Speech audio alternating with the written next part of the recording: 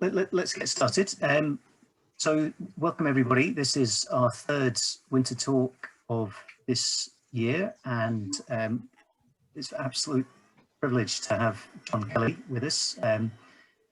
Just before John gets going, just a little bit of housekeeping. So for those that haven't been to one of these before, well, obviously welcome. If anybody's not in Carnethy, doubly welcome. Within Zoom, there's a chat window, so do put your comments and your questions and things in there. And what we'll do at the end of John's talk is I'll read those out to John, and if people want to come off mute at that point and ask questions directly, then you're very welcome to. Each talk that we do as a fundraiser for the speaker's charity. John's good enough to give his time, and I think the least we can all do, certainly those of us that are still lucky enough to have a job, is to give generously to the charity. So the link for his charity is in the chat window. And just to say that we've got some other really nice, really good speakers lined up. I think we've got 5 more after John. So they run every 2 weeks, 8 PM on a Thursday between now and mid-April. So check out the Carnethy Winter Talks page. We've got some other really good speakers as well. So lucky us. Yeah, without further ado, John won the coveted joint winner of the FRA Long Distance Awards, which is a pretty massive achievement. His joint winner was Donnie Campbell, who spoke last time. So we're very honoured to have John. And John, I'll hand over to you. Yeah, thanks very much. And that arrived in the post this week, so I get to hold on to it first before sending it on to Donnie. So it's quite the nice award there, and Donnie and I are on the back here,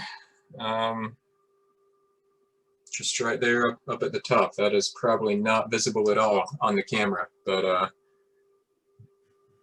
Donnie and I, along with last year's winner, Paul Cherney, and I broke out my trumpet for the first time in ages today, just so I could get the little silver polishing cloth out of the case and give it a nice shine when I got here. So that was quite the meaningful award, and just amazing to get to share it with Donnie, and to have the vote come out even like that was, in my mind, the perfect scenario. So as far as what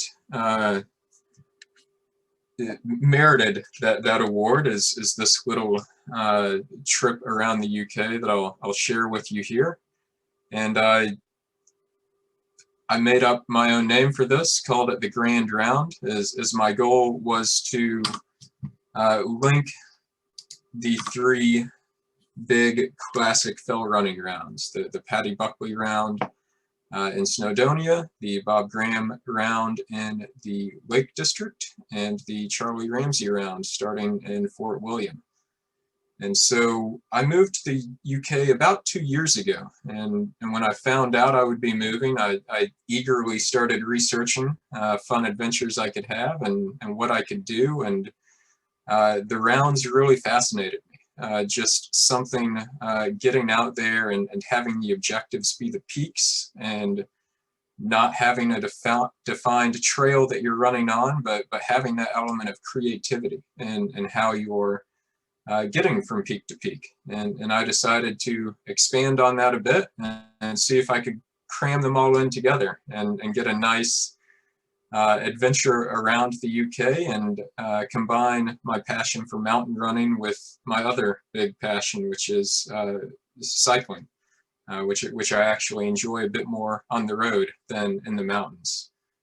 So my goal for this was to do each section in 24 hours, so giving myself 120 hours total.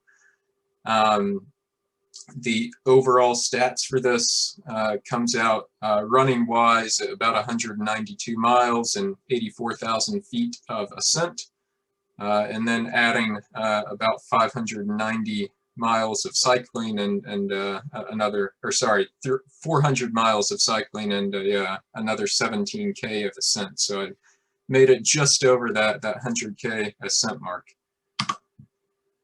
And so a bit of background as far as what made me think I might possibly be able to do this. For those that aren't familiar, one of my biggest fears and something that I didn't want to do was be the American that came over here and talked big and made grand plans and ended up falling flat on my face and not getting anywhere. But this is not something that I took lightly. It was something that I knew would be an enormous challenge and something where I, a pretty strong chance of failure, but also something that was very well suited to my previous experience. Kind of my first big thing that I was known for was here in the upper left, finishing the Buckley Marathons in 2017. I was the 15th finisher ever of that race, going back to 1986.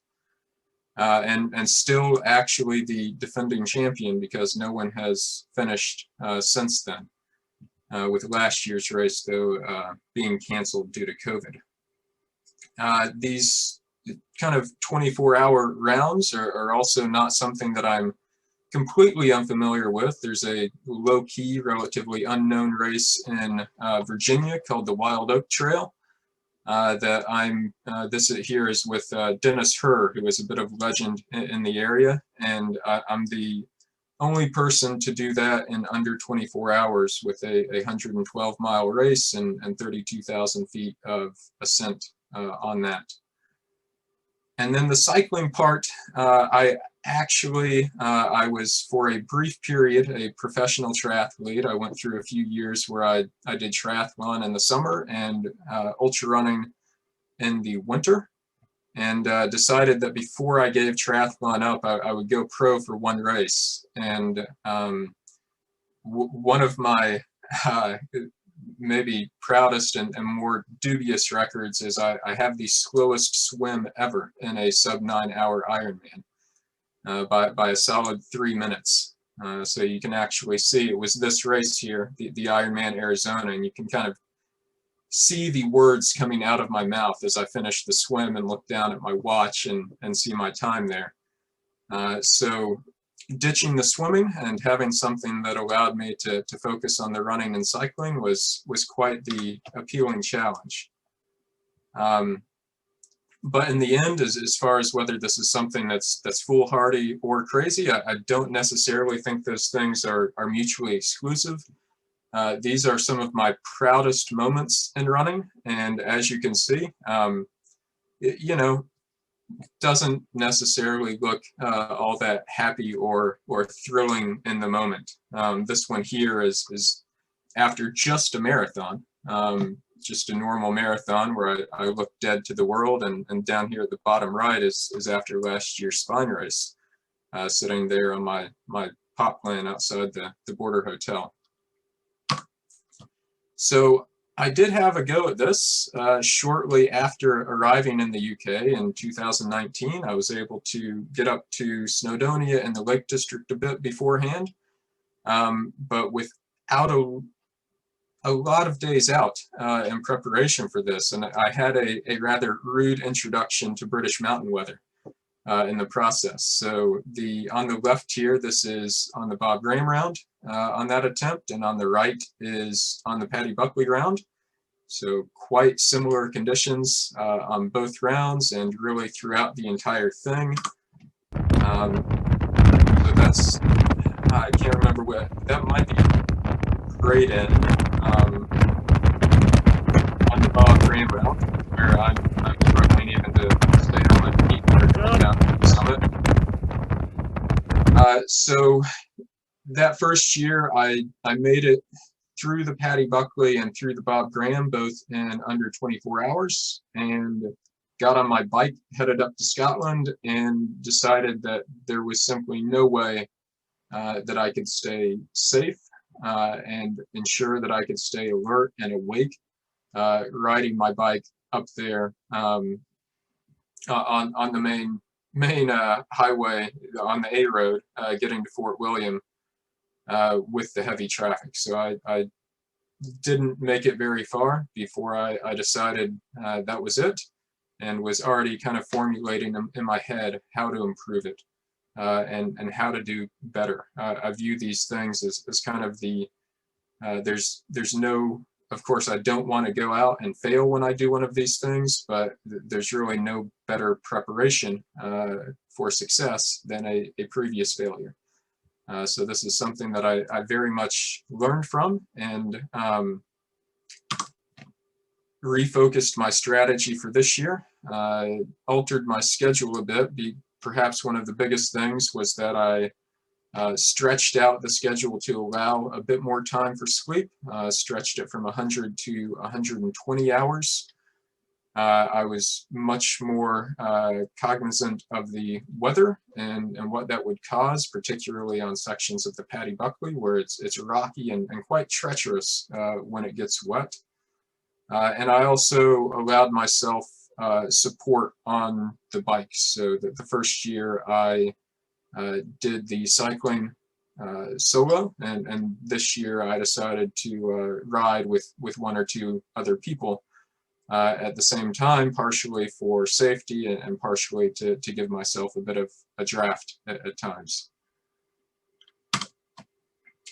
The other piece of this that was a bit different to last year is I added a little run along the Pennine Way about a month before this. So this was something that I tied together, and I called it the Hartley Slam in honor of Mike Hartley, who had held the Pennine Way record for 31 years and is the only other person that has done the rounds in one continuous go. He was driven between them and completed them, I believe, in about 89 hours, including the driving time between them. So I went out on the Pennine Way and managed to complete that before Damian Hall came along and broke the record again a week later.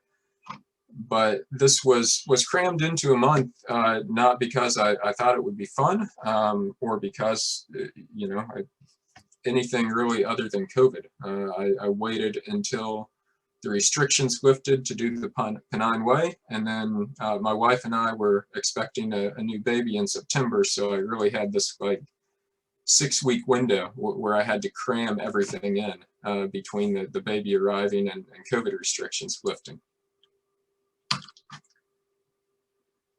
So I've kind of given my own little name for each of the rounds here, and I really struggled with the Paddy Buckley round of how to actually define this in a single word, but I went with the meticulous round, and this one is just, it's finicky and temperamental. It requires so much micro navigation, and if you make the slightest mistake, you will pay for it. You will end up in a bog, you will end up in a rocky field that you can't get through and is covered in heather. And so it's one that you've really got to watch your navigation, you've got to watch the weather and the conditions, and you've really got to pay attention to what you're doing, I would say more so than the others. And I got a great start on this one this year. It was actually, this is the first time really that I had seen views from any of the fells, because every time I've gone up there before, I've somehow coincided it with a named storm most of the time. So it was great to actually get some enjoyable views. I had a nice casual 11 a.m. start. That's something else I changed to ensure that I could get a good night's sleep before heading out for a 5-day effort. And things really went well for the first few legs. I had a 23-hour schedule, and at one point I believe I was as far as 2.5 hours ahead of that. And just, this was one of the absolute most beautiful parts of the whole thing, or really anything I've done, was the ascent. Starting leg 3, my leg 3. So I should clarify, I started at Capel Curig, so this is headed up to the Snowdon Range between Point Kygers, however you pronounce that. I'm sorry, I haven't yet polished up my Welsh pronunciations, and Clamberis. And so the sunset was just amazing. And you know, I was glad I had that buffer to be able to stop and turn back and enjoy it a bit during that climb. Made it up to Snowdon in good time. And you know, I keep hearing all of these stories about Snowdon being overcrowded and having to deal with all of these people lining up for the summit, and I've never once met another person up there. And so I think I've got the secret down to enjoying Snowdon to yourself. Just go up there in the Clag at night, and there it is. So it was still going great up to that point, and I was feeling pretty confident. Of course, I wasn't able to get through the entire round without some poor weather rolling in.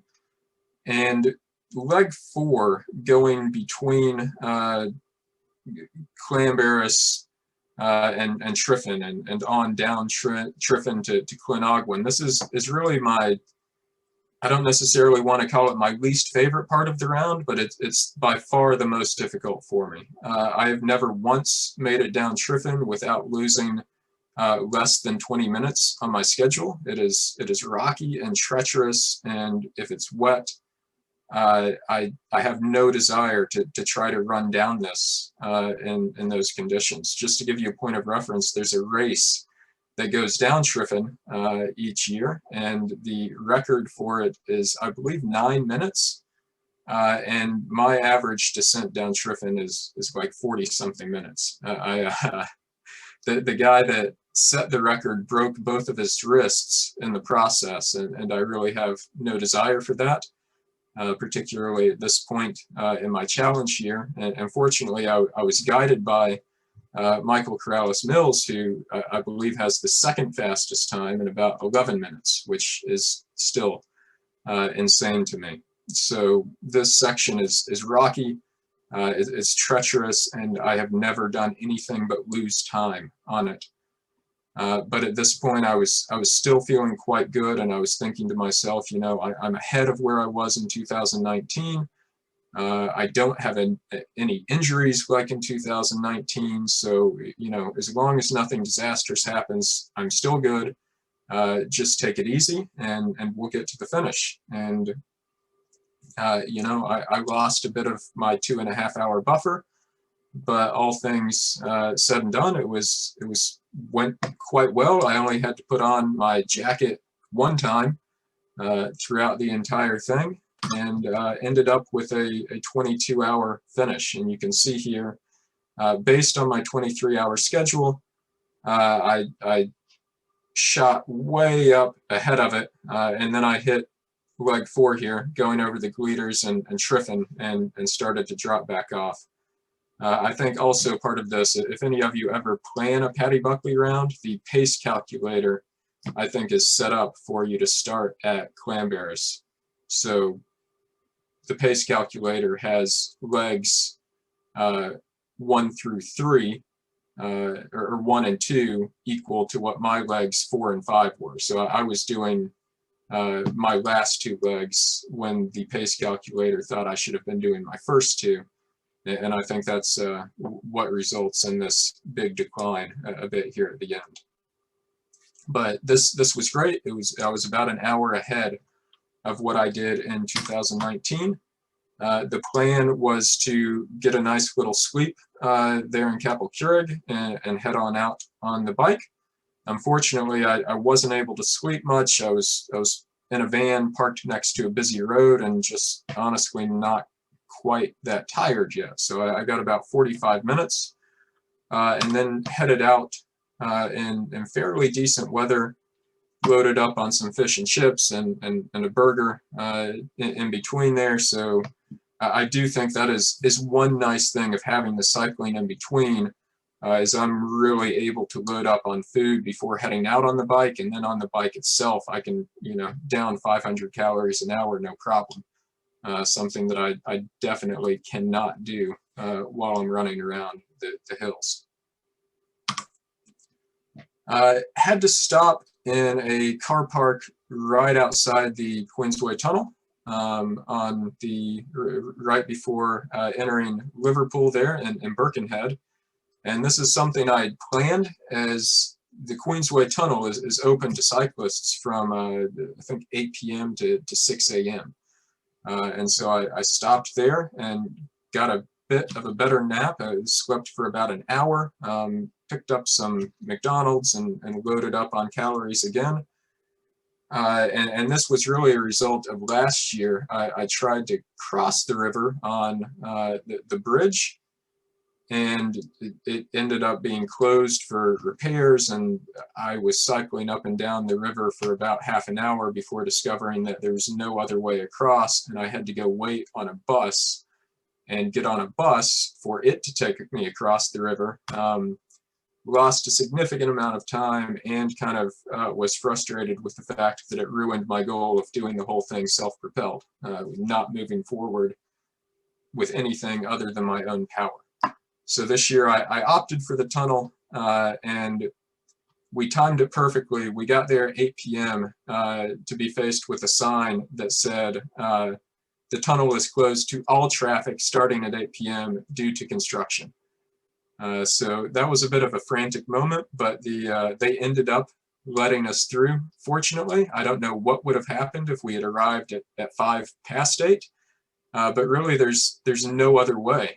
You know, I would have had to take a tremendous detour to get across the river, and I'm just incredibly thankful that they let us through, and we were able to continue on our way. The rain rolled in, and things got a bit wet, and you know, one of my biggest fears, and one thing that kind of dictated my schedule on my first attempt, was avoiding cycling at night. It turns out that was really probably my favorite time to be on the bike. The traffic was low, and I had enough lights on that bike that you know, you could see me much better than you could in the daytime. I think I had more lighting on that bike than most cars. And so night went quite well. I wrecked going over one curb that I didn't see, but no damage done, and made it to Keswick in pretty good time, pretty much right on schedule for what I had planned for the bike, and gave myself another nice little sleep before starting the Bob Graham round.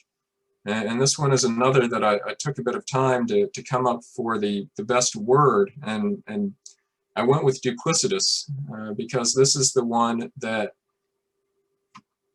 I'm never doing how I think I'm doing. Whenever I get confident, whenever I think I'm doing well, nope. Shortly after, it's all going terribly. If I think I'm doing bad, then shortly after, oh, things are great, and I can just never get a read on whether I'm in good shape or whether I'm in poor shape. It's just it's every time I've done it, and it's been 3 attempts now for me in all sorts of conditions and all times of year, and every single time it's just a constant back and forth of, yeah, I'm doing well. No, there's no way I can make it. No, I'm pretty good, and it's I haven't quite figured it out. But fortunately this year I had another nice t-shirt start after getting a few hours of sleep there with in Martin and Lisa Bergerod's house there in Keswick. Had my favorite support runner with me there on the first leg, Zepp the collie, is Matt Neal's dog, and so that's always a big source of energy and the excitement for me when a dog is able to get out there and enjoy me and join me. And Zepp just loves it out there in all conditions. My first time was last year when Zepp joined us on leg 4 and came up to I believe Great Gable, and you know, the entire time we're scrambling and the wind's raining and blowing, and Zepp's just out there running around loving life like nothing's going on. I wish I had that fortitude in those conditions. So good conditions for leg one, and then this is really where things started to turn ugly. So on the left here, we're going up Cloudhead, which is the start of leg two, and one of the more, again, I won't say least favorite, because I actually kind of enjoy the climb, but one of the more difficult and frustrating climbs for me on the round is it seems to never end. I constantly feel like I'm at the top and almost there, and then it just keeps going. But fortunately, it does start a leg that is mainly ridge running. Once you get up Cloudhead, there really aren't any difficult climbs for the rest of the leg until you get to Fairfield, which again is just this, to me, nasty little out and back at the very end of the leg that gets me a bit. I'm not a fan of the out and backs. And it's a decent little climb, again, after just going up minor little rises along the Helvellyn Ridge there. This is also when conditions started to remind me a bit of the year before. And this is, again, where, you know, I can deal with cold or I can deal with wet, but both at the same time, and then adding in the wind is can get pretty tricky, and particularly the wind is something that I'm just well, by this point I'm not used to, but I was not used to before coming over here. So it quickly descended into the kind of weather where I had to load up with heavy coats and go to really give myself some calorie bombs from my stash of Krispy Kreme donuts. And get going on leg three, where this is the one that kind of got me last year as well, where I started to have some sleep deprivation issues, started to slip on schedule a bit. And every time I've been on leg three, I always start it in good shape, and I tell myself, just get through it on schedule, and then you're set. Then you're fine. Don't lose any time, and you'll be fine. But every single time I've done it, what have I done? I've lost time. It slowly gets away from me, and just a few minutes on each peak, and it adds up, and next thing I know, I'm at Bowfell or somewhere midway along the leg, and my 40-minute advantage on my schedule is suddenly 10 minutes, and I just, where did all of this go? And that's, again, kind of the difficulty I have with the Bob Graham round is my schedule, and just I feel like I'm moving well.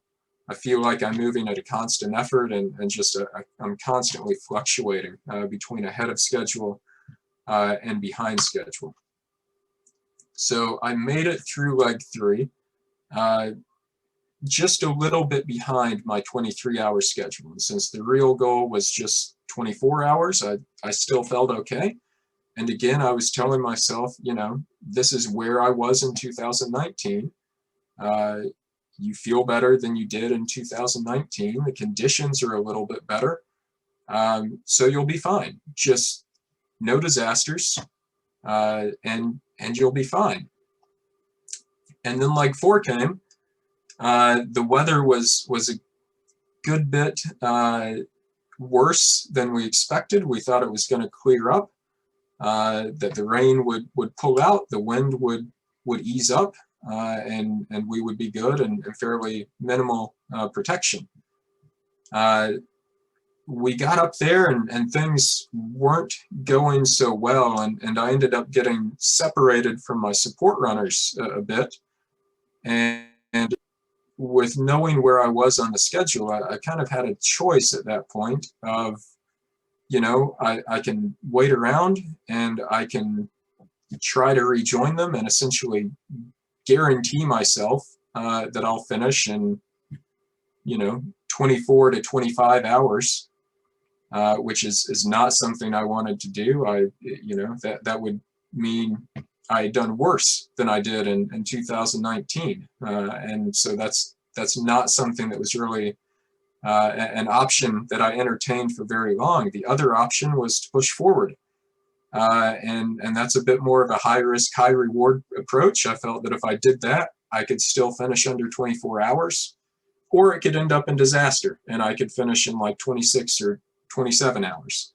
But I went with that. And so I pushed forward on my own. I had my t-shirt and my little waist belt, or I think you call them bum bags here. And my support runners had my water. They had my food. They had the navigation. Really, I just had like an extra pair of gloves there in my bum bag. And so this was relying largely on my own knowledge of the terrain, my memory of the year before, studying the maps, and I did also have the GPS track on my tiny little watch, which doesn't have maps or contour or anything on it. I just kind of knew that if there was a sharp bend in the GPS track, that meant that the summit should be somewhere around there, because there's no reason for the track to take a sharp bend unless you're hitting the summit and turning, or you're facing some physical obstacle like a wall or something else that I would see and not be able to get through. Because I didn't have the summits actually marked on my watch. That's not something that it showed me. So that actually gave me a bit of surge of energy, that kind of desperation heave of adrenaline, and I was able to pick up the pace and get going. I drank some water out of a puddle on top of the rocks on Great Gable, and then ended up in quite the little bog swim. So my triathlon prediction of trying to leave the swimming part behind wasn't quite accurate, as coming down from Grey Knots to Honister Pass, I ended up in the type of bog situation where I couldn't reach either side. I had to slowly lay back on my back until I could actually reach dry land and pull myself out, and pulled myself out to find that I had gotten myself onto an island rather than to the other side. But I made it through there and frantically made it down to Honister Pass, where my support was waiting and surprised to see me. And I was kind of, can I still do it? Can I still make it? Are we okay? They assured me that I was, which in all honesty, it might not have been the best thing, as I lost my desperation at that point, and I lost that extra shot of adrenaline and kind of energy lowered from that point with having that confidence. But we were able to make it through leg 5. I was treated to a beautiful sunrise just before, well, really on the way back to Keswick, on what I like to refer to as the worst 10K in existence.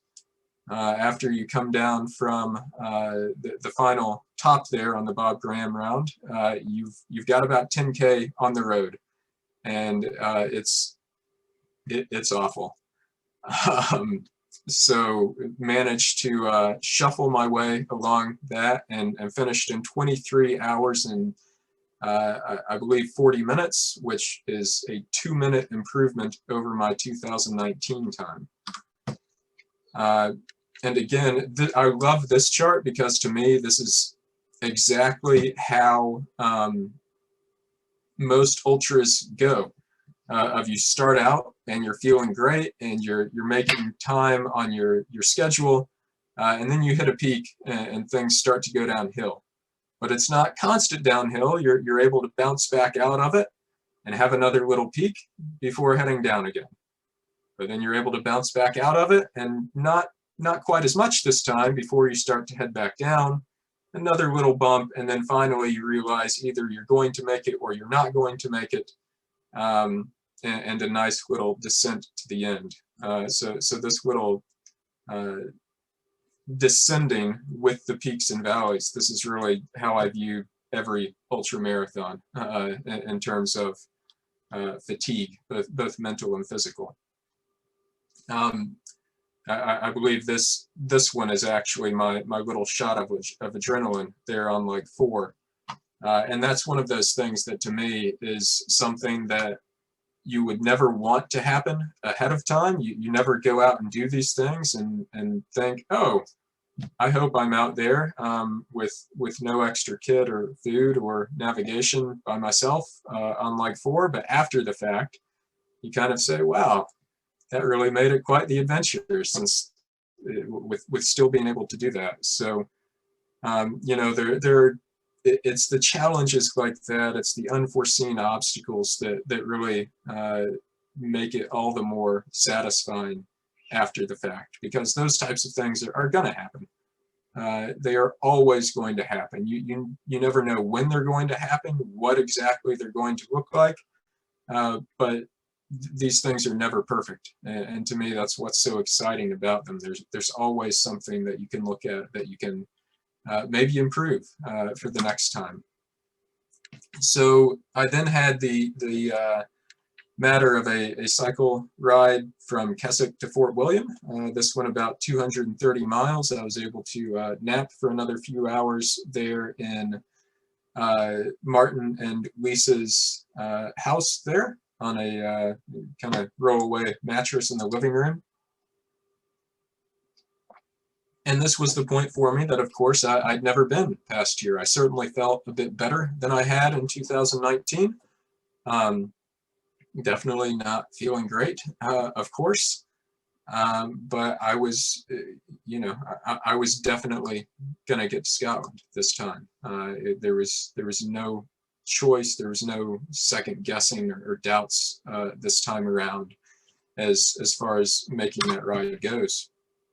And we started out again in fairly nice weather, and it's really a lovely stretch from Keswick up to Glasgow. There's a road you can ride there that's just beside the main road and really doesn't have that much traffic, and is just lovely countryside with great views along the way.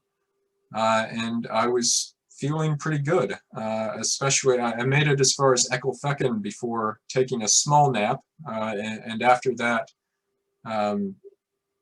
things were pretty good all the way to Glasgow.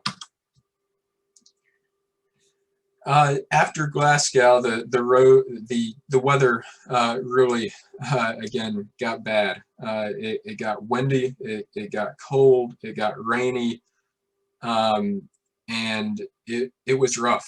This is again though where I was glad that I was doing it at night. There on A82, the traffic was fairly light. I was lit up. I had two support riders with me. Martin made most of the cycle leg with me, all the way from Ecclefechan to Fort William, and Jack Peasgood made it over at the last minute to join me for that stretch there from Loch Lomond up to Fort William. The main issue that arose was we discovered that there was they had completely closed off the road just before Glencoe. They were only letting traffic through once every hour, and so we had kind of the difficult decision at that point, whether to try to time that or what to do in that situation. And I ended up deciding to take an extra nap there in the van next to Loch Lomond, to where once I arrived at the road closure location, it would be morning and they would have opened the road back up. So that meant that I would arrive at Fort William and not get as much sleep before the Ramsay round, but it was very much worth it to me for that. And we made pretty good time, and I had the old Bonnie Banks of Loch Lomond stuck in my head for the rest of the entire thing, and really for weeks afterwards. There are definitely worse things I've had stuck in my head, but it did not leave me for quite a while. So all in all, this one I was actually cycling for about 13 hours, but it took around 19, again because of those extra naps I took along the way. But all in all, we made pretty good time, and I got to Fort William on schedule. I was still on schedule to meet my each section and 24-hour goal.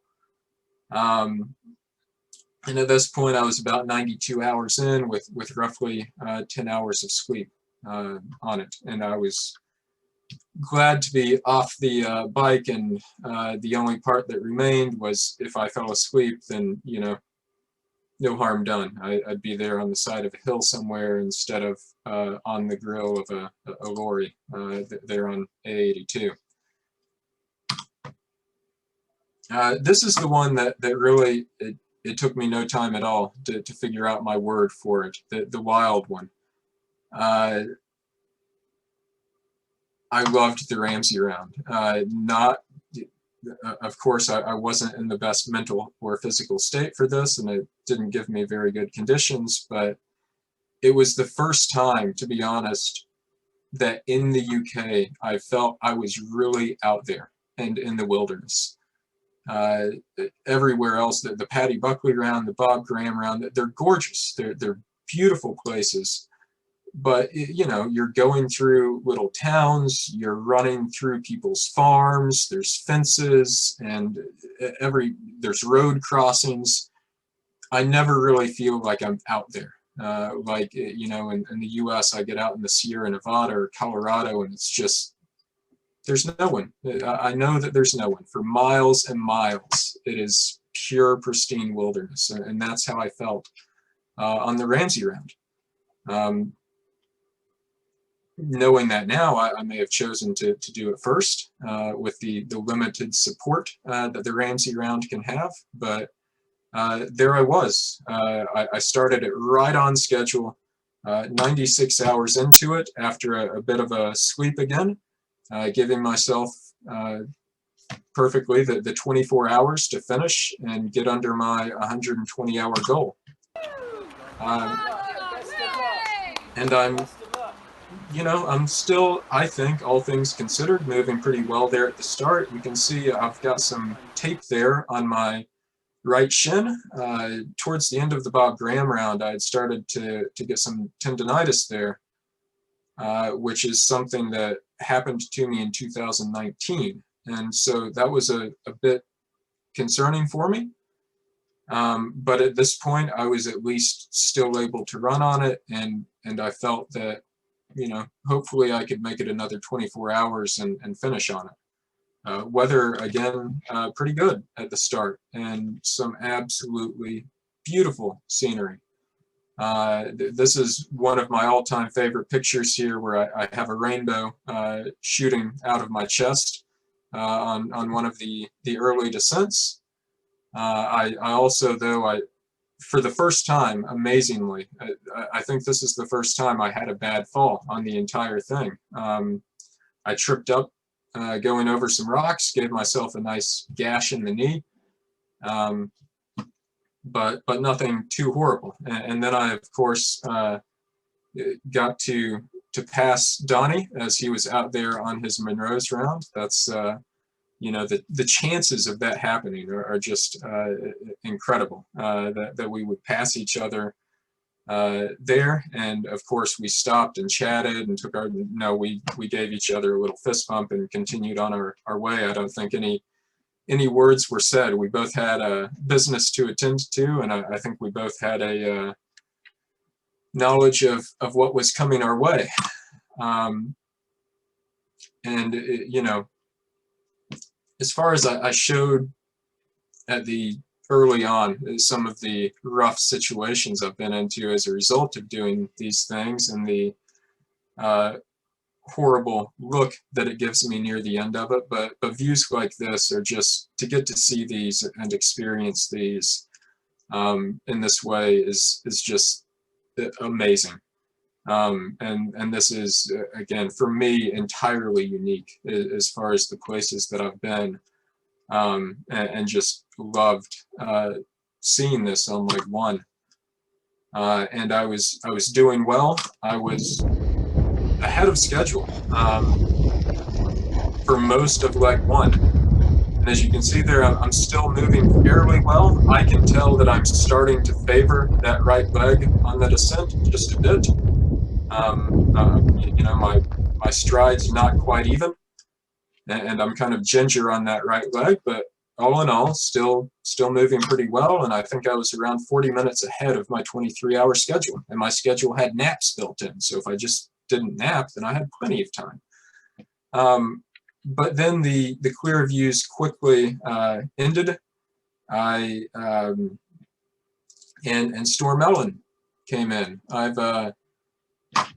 Up to this point, I think there had been like 5 times that I had made big trips out into the British mountains, someplace or another, and somehow 3 of those times were when a named storm rolled in. I had Storm Brendan when I was doing the spine race.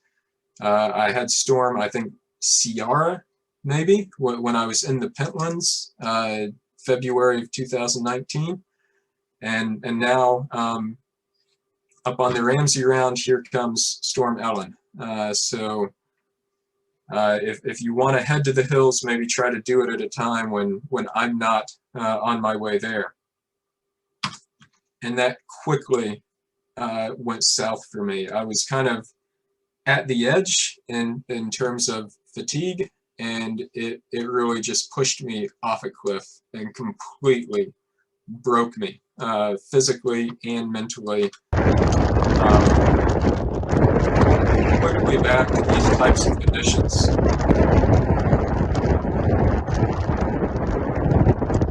That's Jason Cavill there, who I had a great time with hitting against at the spine race. And at this point, I can kind of see it at my own face that I'm just, I'm hopeless at this point. I've been completely sapped of mental energy, and am pondering in my head right there, what on earth am I doing out here? Why am I doing this? There's no possible way. And so we got to the end of leg one, and I got bundled up in everything everyone had. My body at that point had completely lost the ability to regulate its own temperature. It was so drained. My base layers were wet, and it was rough. And I had the night ahead of me on leg two, and I was seriously dreading how I was going to make it through the night. Meanwhile, back at Glen Nevis, they're enjoying, you know, a nice break in the clouds, and things are beautiful as the sun sets, but not so much over on leg two.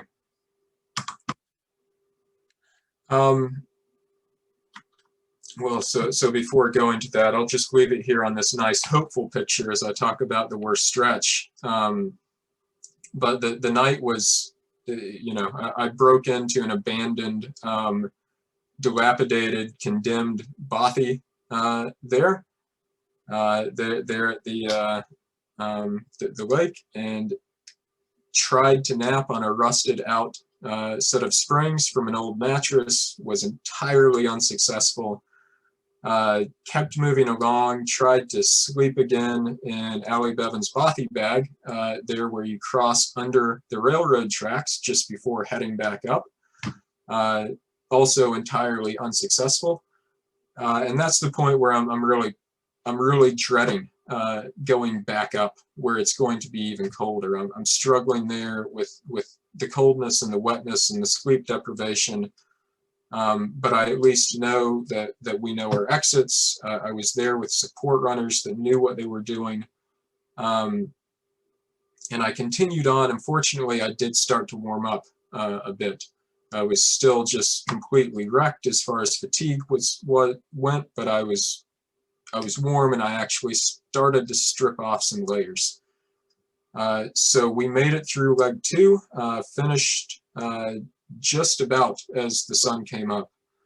And there, at the beginning of leg 3, Martin Stone, who I believe is on this call somewhere, he had hiked in with a bivvy for me to take a nap. He had come in with an all-star crew of Scottish hill runners to get me through that 4th leg. And it was just, that's one thing that was absolutely amazing for me. I was behind schedule. There was a great deal of improvisation at this point. And without that, I don't think there's any way that I could have even contemplated continuing on that 3rd leg in the state that I was in. So I got a quick nap. I was shivering uncontrollably getting out of the bivvy. They tossed, again, everything they had on me. I was layered up in seven jackets, 3 of them Gore-Tex, just absolutely, you know, I looked like I was on an Arctic expedition, and it was August. And each time we went up a climb, I would undo my zippers, and then we would get to the top, and I would zip them all up, and I was essentially having to manually regulate my body temperature because my body just flat out could not do it anymore. My support runners allowed me to take one 30-minute nap, starting at the beginning of an ascent there. They were quite reluctant to do so and feared that I would get too cold. But I was able to do that, and I was at least able to stay alert after that and not be falling asleep on my feet. The issue that arose, though, was the tendinitis really just, it progressed to the point that I flat out could not run downhill at all. On the last section there, going along the Aenoch Ridge, I was asking them, you know, can we just go up the rest of the time? Is there any route that'll just go up to Ben Nevis and then keep going up to Fort William? Can we just do, you know, I might be the only person that's ever asked for that, but I was honestly ascending faster than I was descending at that point because I just could not use that leg going downhill. So I finally made it to Ben Nevis, and for me, this is kind of the moment where in my head I had done it. Nice one. There's the easiest way of ending it right there is to get to the finish line. So there's really no way out at that point without finishing. But that descent from Ben Nevis was slow, and I think it took me around 3 hours, and just absolutely miserable, hobbling along with essentially my poles as crutches, unable to use that leg there. This is one of my finer moments here there at the very end. And I'm of course stripping all my layers off as like a Russian nesting doll as I go down. Finally make it into the finish, 34 hours and 43 minutes. So quite a ways behind schedule, but again, you know, I was thrilled to get there, and this is again something where I'd never wish Storm Ellen ahead of time. I'd never planned for that, but after the fact, you know, it just makes it that much more of an adventure and that much more of a challenge. And this is something that really pushed me to my absolute limits. And I'm glad when I set these goals, that's what I want. If I come up slightly short, but know that I reached as far as I could, that's a win for me. I would take that any day over having something where I'm successful, but you know, I don't know if I pushed as far as I could.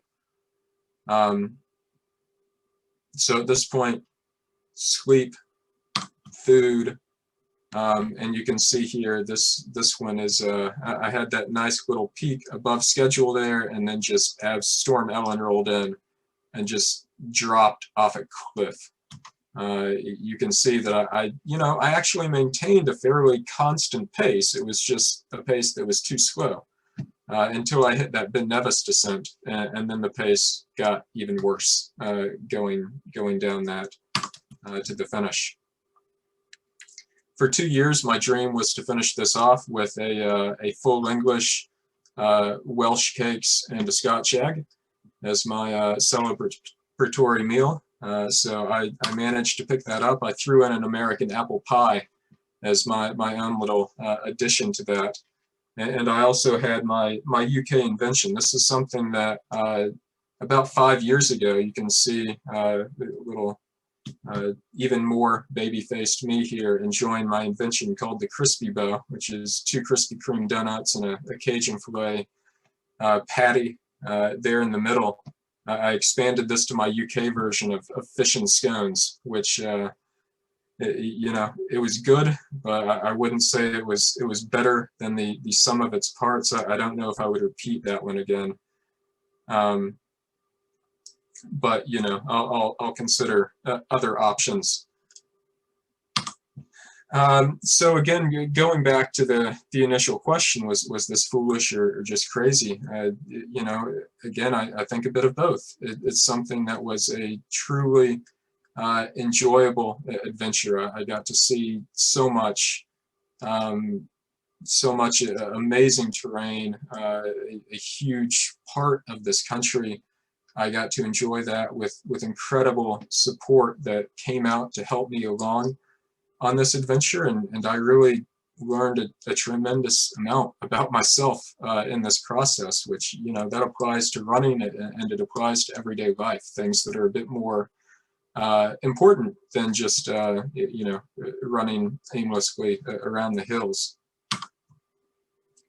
And speaking of that support, so they mentioned my fundraiser at the beginning of this. This isn't actually my fundraiser. During the Grand Round and the Hartley's Clam as a whole, I was raising money for what was formerly known as the Stephen Lawrence Charitable Trust. It is now called Blueprint for All.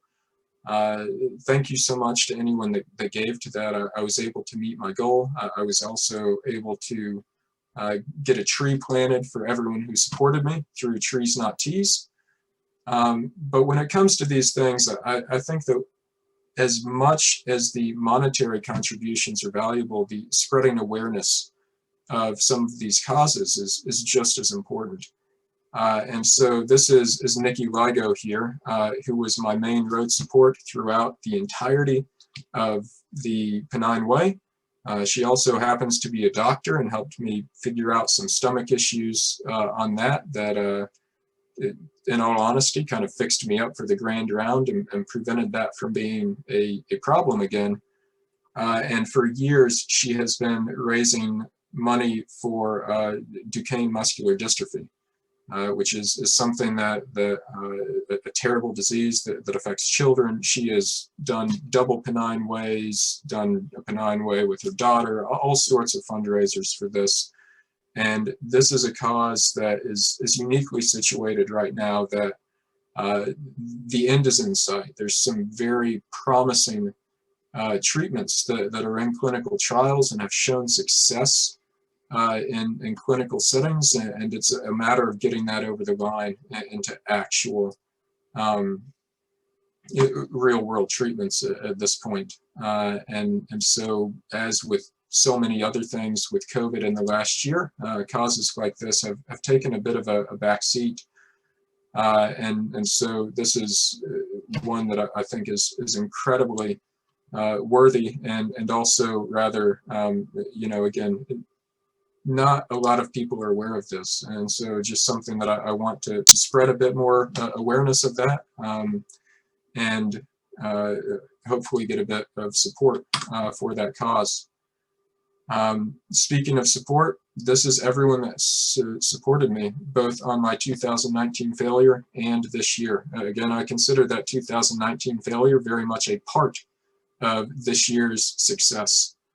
And so I've included those people there, and this is just, you know, it's amazing to me. It's an army of people, and they own this every bit as much. They are a part of this. I wish, you know, it would probably give Martin a heart attack putting the long distance award trophy in the post that many times, but I wish I could send it around to each one of these people to enjoy it for a bit. And that's something I've just found amazing moving here, and the community and fell running, and just how much people are willing to support other people's adventures and challenges. And these achievements really do feel like they are a collective achievement. I also have here at the top, again, if you Google this, it'll probably come up, but I have a rather lengthy and overly detailed report of this on my blog, as most things I write are overly detailed. There's also an excellent short film that was made by PH Balance here. They came out and documented this, and that video is on YouTube, and if you go to my post on the blog, there's a link to that at the very top of the post. So yeah, that's all I have. I guess I went a little bit over my planned time there, but hopefully we still have time for some questions here. Wow. Well, John, that was absolutely amazing and completely inspiring, and thank you so much for that. So if you're okay answering a few questions, they're yeah, of course, coming in on the chat window. So and somehow it seems very appropriate that we've got you on the call, and we've also got Martin Stone. For those that don't know Martin Stone, living legend, and he was the first guy to do all three of those rounds. So it's certain symmetry having you both on the same call, and knowing that he came along and helped you as well. So yeah, maybe make these fairly quick fire questions, because there's quite a few coming in, and I'm going to jump in with the first question. Tell us a little bit about your mental approach to this, John. You must have a mental game of steel to be able to do something like this. Yeah, the two biggest things for me are first, breaking it up into manageable chunks. Something of this distance, you're never standing there at the start thinking about the very finish. You're thinking about that first hill, and then the next hill, and maybe the next support point. But it's just absolutely, incomprehensible, and seems undoable if you're trying to think about all the way to the end. And so for any of these challenges, break it up into a chunk that I can actually process. And then also drawing on previous experience of knowing when I hit one of those low points that I've been there before.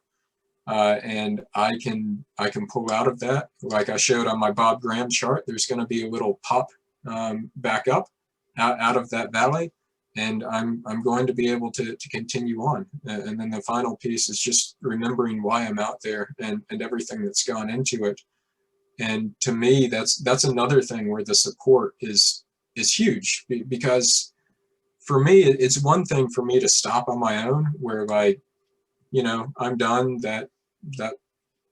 that's bad, but it's just on me. Whereas these people came out, and those leg 3 guys on the Ramsay round, they were out there with me, in miserable conditions for 14 hours.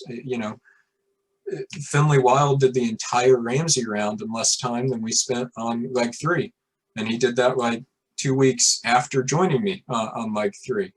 So he hadn't just done the Buckley and the Bob Graham and cycle between. True, but if those people are giving their time to come out here and support me on that, there's no way I'm just going to give up and quit on them. So that was another huge source of motivation for me. Yeah. Well, that's a great answer, and no disrespect to Finley, because his time is absolutely incredible. Okay, I'm just going to quickly jump on to questions then. So great charts. This is from Mark Hartree, a president of Carnethy, no less.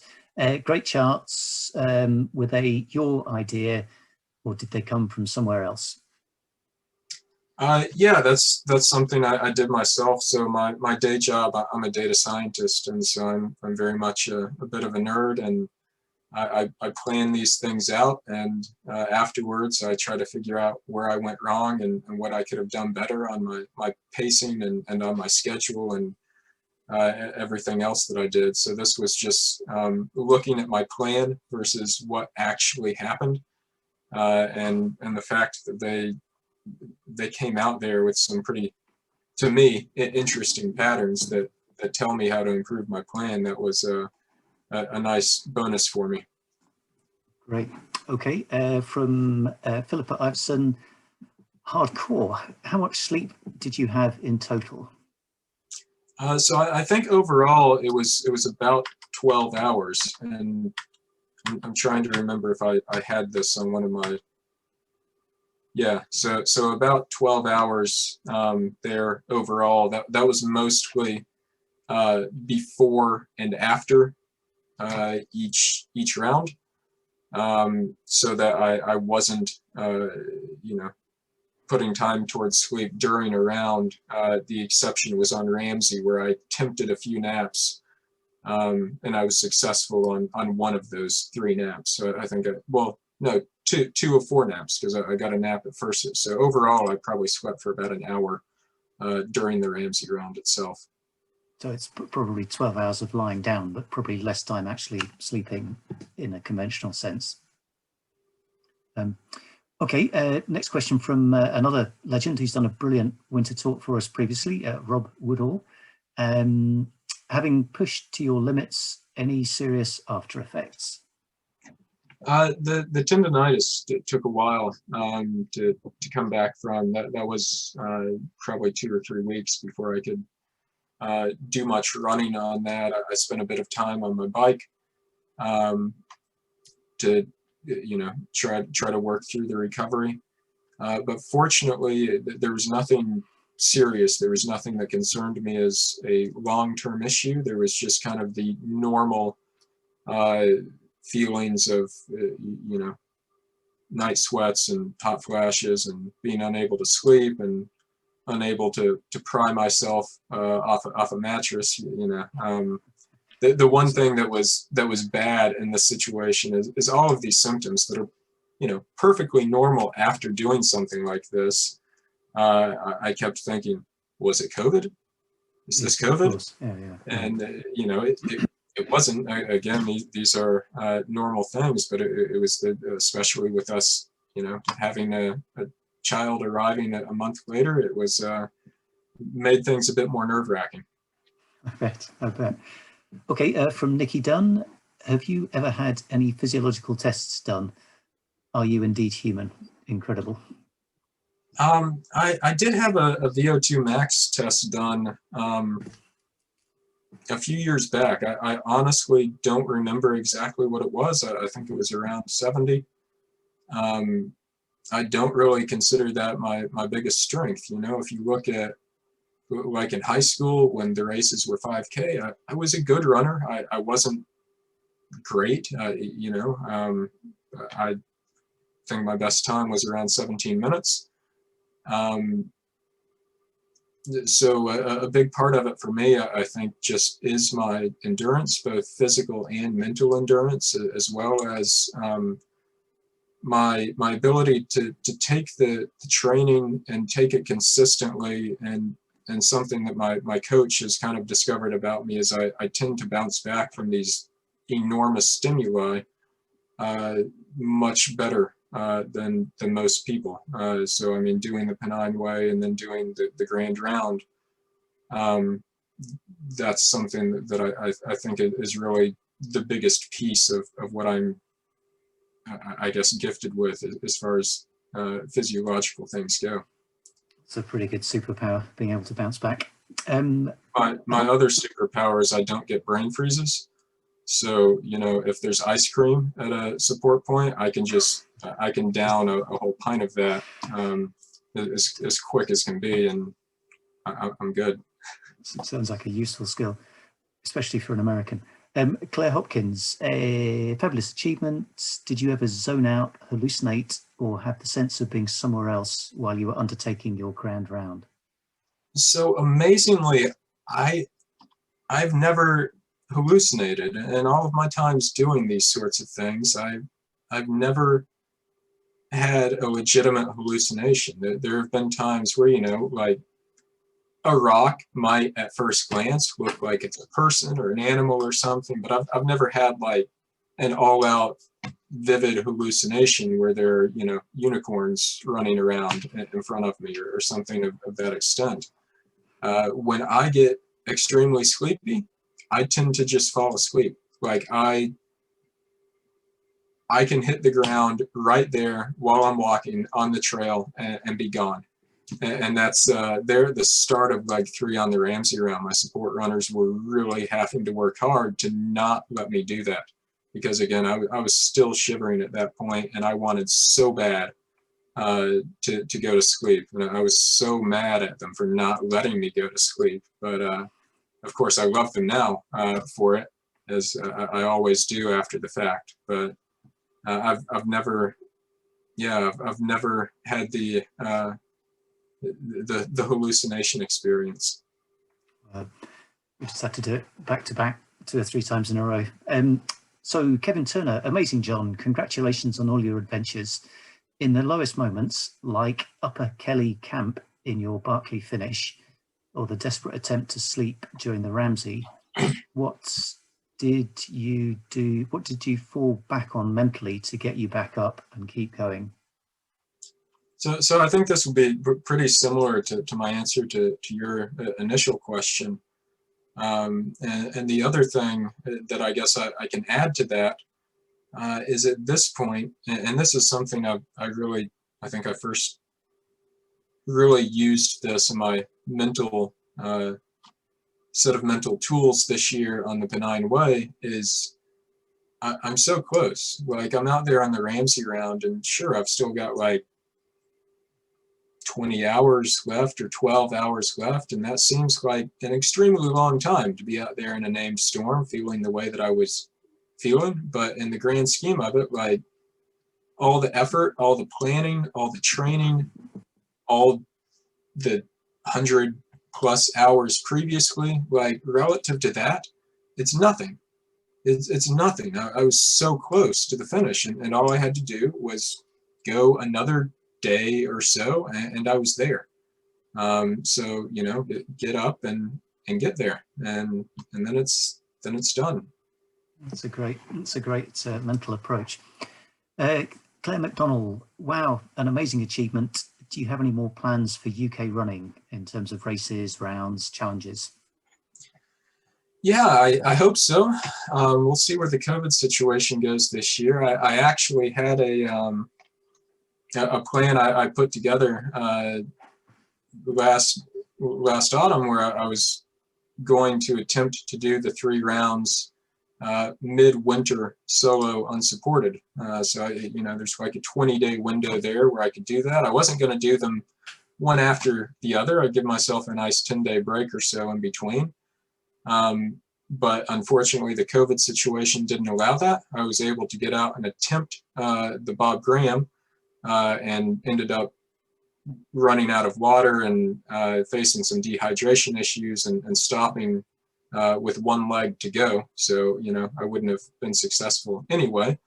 But that's something that really still fascinates me, and I would love to do. I very much enjoy the solo winter running in those conditions. It's just, it's magical to me. And you know, I'd very much possibly like to give another go at my getting the Pennine Way record back. The Wainwrights are appealing to me. At this point, I've finished Paddy and Bob twice in under 24 hours. Technically, I have 0 Charlie Ramsay finishes, so I might have to give a double Ramsay attempt to, you know, then I would have 2 big 3 finishes from that. So we'll see. You know, there's a lot of exciting things, and limited amount of time. Great. Well, look, I'm just going to jump in just on that last point, but how does your Grand Round compare with your other sort of huge outings, just in terms of overall ranking of difficulty? I mean, overall, I definitely put it at the top, and it's also something that, you know, having kind of put it together myself and planned it all out myself, and it being my own creation was incredibly rewarding. I hope that, you know, maybe someone else gives it another go someday, or even if it's a leisurely trip of doing it with multiple days and stopping to camp and whatnot. It's just it's a wonderful route and great things to explore. But overall, you know, I would definitely have to put it there at the top in terms of difficulty. Fantastic. If you're okay, John, we've got three more questions and one Sure. comment, and then we'll probably draw a line there, I think. So whilst we're listening to these last three questions, if people want to scroll to the top of the chat window, you can find the charity link and make a donation, because I think this is well worth it. It's been a brilliant talk and some great questions at the end. The first of the last three is from Rob Stevenson, happens to be my brother. You were really unlucky with the weather. Is it possible in good weather? I think that might be all right. This is something I've thought about, you know, quite a bit in my post analysis, and I don't know how possible it is to expect 5 straight days of good weather here in the UK. If that somehow were to happen, I do think I could do it. You know, if I don't have the Pennine Way a month earlier, if I do have good weather, if I don't have things like the road closure come up, I don't get tendinitis, I think it's possible. But that's a lot of ifs that I'm prefacing that with there. You know, to be honest, it's something that I enjoyed. I wouldn't rule out ever giving it another go. It's just, again, a matter of finding the time with all the other things I want to do. If I do it again, though, I think I would start with Ramsay, just for the simple fact of, again, it being the one with the most limited support, and also getting the longer cycle out of the way first instead of second. That does leave Paddy Buckley last, which I think is the most difficult of the three, but I think the trade-offs would be worth it. Yeah. Okay. Just a statement from Rob Woodall. Your Ramsay time quite similar to Mike Hartley's Paddy Buckley time, both 35 hours, if Yeah. I'm recalling correctly. Yeah, that's that one's kind of funny because Martin kept sending messages to my support runners after on the third leg of my Ramsay round of this was Mike Hartley's time on his final round. This was Mike Hartley's time overall, and he was trying to motivate me to try to get me to want to beat that time. And my response every time was just, I don't care. I just want to get the finish. Very good. Katrina and Poppy, unbelievable effort. Well done. How do you balance the day job and family life with running? Yeah, that's definitely tricky. It's been fortunate that kind of my involvement in this and the extent of what I'm doing has grown as my family has grown. So when I first started out, we were expecting our first kid, and so over the years I've gotten much more efficient at training and scheduling my training and races as our family has grown now to 6. One thing that has definitely been huge for me is back when commutes were a thing and we were going to offices, all of my weekday miles were as my commute. And I'm quite fortunate to have been able to do that, to show up in the office muddy and get changed and continue on with the day. So I would run or cycle to and from the office. And then for a while here, I was running my son to school while he biked. And then running back and picking up the twins and walking them to their school and then finishing my run. And so trying to combine things like that. At this point, of course, schools are closed as well, and it's kind of just, you know, do it whenever. Nothing really makes sense anymore. There's no schedule. But yeah, just fitting it in around family time and being sure that everyone, that, you know, the expectations and the schedule are known in advance, and getting that all sorted out with my wife to where there are no surprises. Yeah. Okay. And then the last question from Mark Johnston in Carnethy. Do you feel you've got nutrition in these challenges nailed? Any tips? I'm getting there. I've definitely, you know, that was a huge problem for me on the Pennine Way. I had some major stomach issues, the likes of which I've never had before, and hope I never have again. And it's something that is a bit different for everyone, and everyone needs to learn what works best for them, what foods appeal to them. And you know, for me, it's especially moving to these longer multi-day things. When I was doing Ironmans and 50 milers and things that, you know, were 10 hours or less, I could survive off of sports gels and bars and whatnot the entire time, and liquid calories. Doing these multi-day adventures, it's, you know, I'm missing entire meals.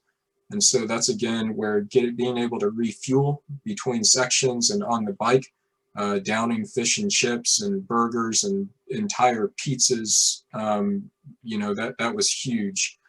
And so for me, it's a matter of always having a good variety available to me, things that I know work, generally something that's sweet, something that's savory, and something that's salty. Ideally 2 options of each at all times, because you just never know what you're going to crave. Generally, your body is good at telling you what it needs through what it is craving, and you never know what you're going to start hating. I don't know if he's here on this call, but one of my support runners there on the third leg, Alex McVeigh, had a thing of flapjacks that I'm pretty sure I took his entire supply of flapjacks from him and ate them there on the third leg, because he pulled them out, and suddenly I was just like, yes, that is the one. That is what I need. I've never seen these before, but just my body instantly said that is what I want. And those were huge there on the third leg. So I'd say the biggest thing I have nailed is knowing to have options and listening to my body, and you know, ensuring that I'm keeping kind of a steady flow of calories going in based on what it's telling me. Right. Well, look, I'm really pleased that you mentioned Alex, because Alex McVeigh was not only supported you, but he was the one that helped tee up this talk. So big thanks to Alex. Alex has just posted in response to your flapjack story, I was very hungry because of it. So he's obviously not nowhere near forgiving you yet, John. Well, I was hoping that he was having some of my food to replace that, but he also sent me the recipe, and every time we make those here, they're all gone like within a day between me and my wife and my kids. So I have to figure out a way to keep a stash of those hidden somewhere. Fantastic. Okay. Well, look, I'll wrap it up there.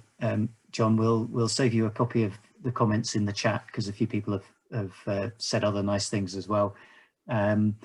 So a brilliant talk. Thank you so much. Huge achievement. And if you've enjoyed listening to this, please give generously to the charity. The link is in the chat window. We'll also put it on the talks page along with this video. And in 2 weeks' time, we have Carnethy's very own Jeff Roberts, who will give mere mortals like the rest of us an idea of how to do something like the Bob Graham. So that's going to be a great talk as well. So and Ollie, if you wouldn't mind also just putting the link to the blog post when yes, of course, in the talk there. And again, that has a link to the YouTube video in it. But warning that the blog post is long. You might want to, you know, sit down for a nice evening with a glass of wine or something to tackle that one. Or maybe some of Alex's flapjacks. Brilliant.